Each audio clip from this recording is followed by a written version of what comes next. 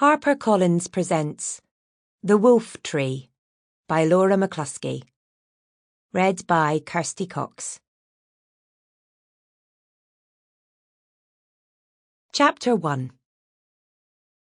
People think that death by drowning would be peaceful. But if there is any truth to that, it's a peace that comes after the worst 30 seconds of your life. And it's a fate that, until today, George Lennox had never considered might befall her. With her jaw clenched against both the biting cold and sudden dips, George stands on the heaving deck of the police launch, constricted by the bulk of an orange life vest, a duffel bag over her shoulder. She clutches a leather briefcase in one hand, the slick railing with the other. The weather has changed dramatically in the last few hours.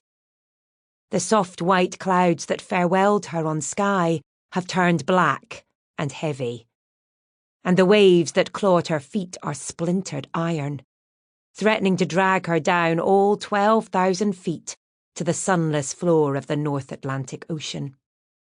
"It really had to be today."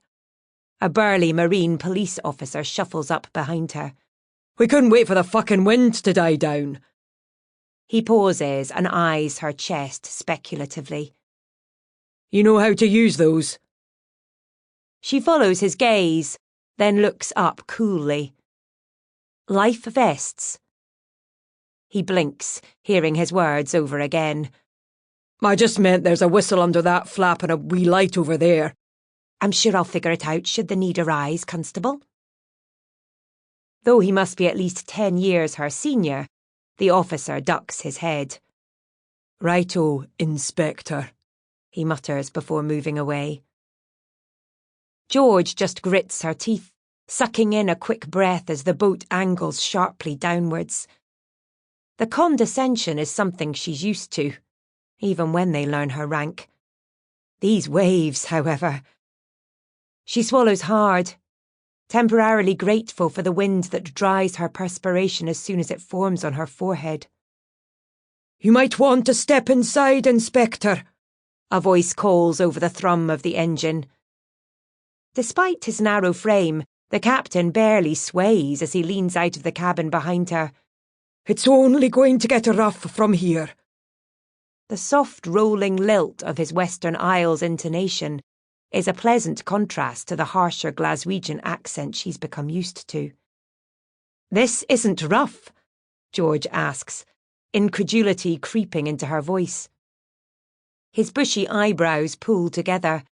"The Atlantic gives you hell on a good day," he rumbles, with knowledge born of a long career spent rescuing drunken tourists from dangerous cliffsides or fishing people from the sea, alive or dead.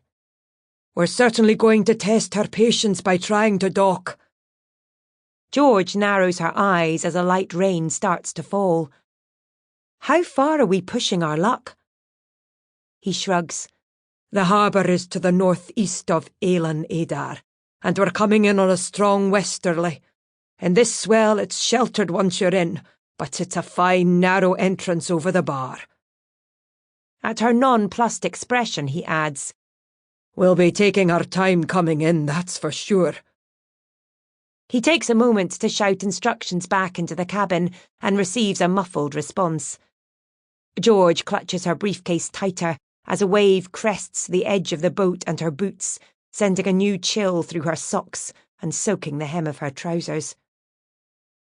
"Who out here can receive a distress signal?" she asks. "The Coast Guard should be within range." She peers through the thickening rain at a distant coastline. "Or one of the little islands? That's Herta, isn't it?" "You'll not find much help there. They're isolated enough as it is. Where you're going." He blows out a long breath. "Even I've only set foot on Adar once, dropping off some lads when one of their trawlers lost a rudder. That was near 12 years ago. I don't think any police have been there since." "So if we need a quick exit?" He barks a laugh. "I hope you can speak dolphin." But his laughter dies as he squints into the distance, as if Sample complete. Ready to continue?